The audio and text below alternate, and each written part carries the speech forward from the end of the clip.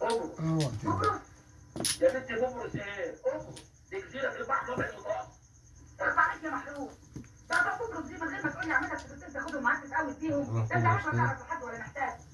يا بنتي السكرتين ايه؟ كان بيقول لك ايه؟ قول لي خلصت ربنا عايزين نجيب تقول لي السكرتين. ضو هو ده كلام والله. مش دماغ حد. ضو هات الشيخ، ده انا استنى 6 جنيه. هات الشيخ ابو هدوء. هما مش عيب. هما عشان المقرر بتاع اولى اعدادي صعب قوي السنه دي. هما بيكتبوا عايز تسمعي لي مذبحة الملاليم. مذبحة الملاليم. مش طبيعي. ملاليم مين؟ ملاليم ايه يا بنتي؟ ملاليم ايه؟ بقول لك مذبحة الملاليم. ذبحوا مين؟ ما انت خالد سكت عليك النبي يا شيخ. مذبحة الملاليم.